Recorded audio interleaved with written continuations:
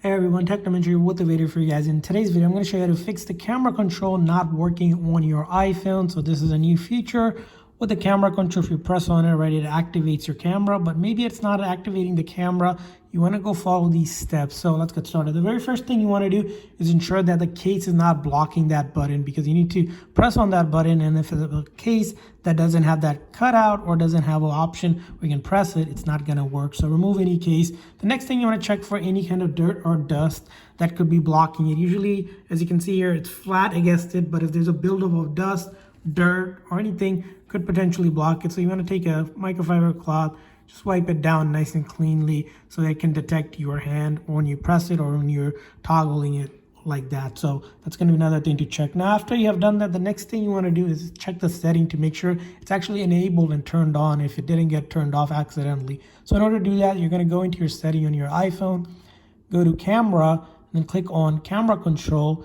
And right here is where you check to make sure that it's selected for the camera. You can open up other apps as well, but you want to ensure that it's selected to camera so that when I click on it, it activates the camera, opens up the camera. You also want to ensure that if it's a single click versus double, so if you're clicking once, it'll open it. Now, if it's selected to double, you have to double click on that before it can open that app that you're selected to, like camera here. So that's going to be a setting you want to check out. Now, after you have done that and it's still not working, the next thing to do is follow this step. You're going to quickly press and release the volume up, press and release the volume down. Now hold on to the side button until the screen goes completely black and the Apple logo appears. At that time, you'll let go of that side button. So what I'm going to do is volume up, volume down very quickly, and then press and hold on to the side button. As you can see here, I'm pressing and holding. I'm going to wait until the Apple logo appears once the screen goes completely black before I let go of it. And this is known as a forced restart, which basically shuts down the phone software, reloads the code, and as you can see, once I saw the Apple logo, I let go of it.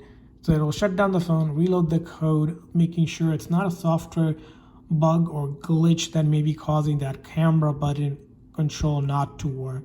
So once you do that, again, if it doesn't work the very first time, keep on trying it. You can do this method as many times as you need to.